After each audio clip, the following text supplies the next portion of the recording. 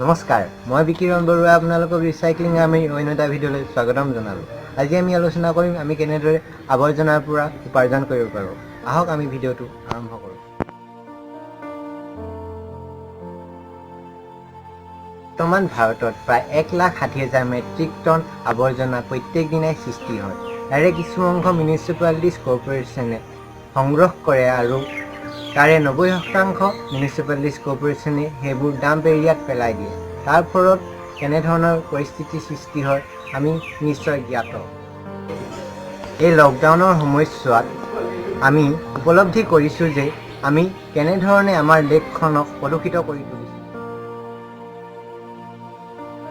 তদুপৰি লকডাউনৰ কাৰণেই বহিৰাজ্যত কৰ্মৰত আমাৰ ৰাজ্যৰ বিভিন্ন লোক নিবনুৱা সমস্যাত সন্মুখীন হৈছে। আমি অসমৰ দৰিদ্ৰতাৰ পৰিস্থিতিৰ কথাটো জানোৱেই।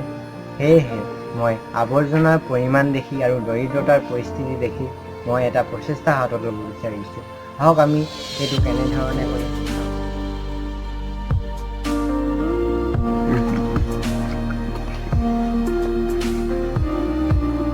মই প্ৰত্যেক দেওবাৰে এটাকৈ পেলনীয়া আৱৰ্জনাৰ পৰা ব্যৱহাৰ উপযোগী বস্তু প্ৰস্তুত কৰা ভিডিঅ' আপলোড কৰিম আৰু আপোনালোকে এই বস্তুবোৰ বনাবলৈ চেষ্টা কৰিব।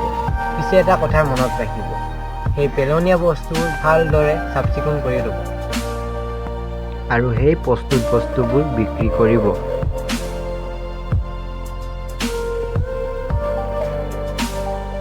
এয়াই আছিল আমাৰ প্ৰচেষ্টা। এই প্ৰচেষ্টাৰ দ্বাৰা আমি দুটা ডাঙৰ সমস্যা EP মানে ইকনমি আৰু পলিউশ্যন এই দুইটা সমাধান কৰিবলৈ চেষ্টা কৰিম।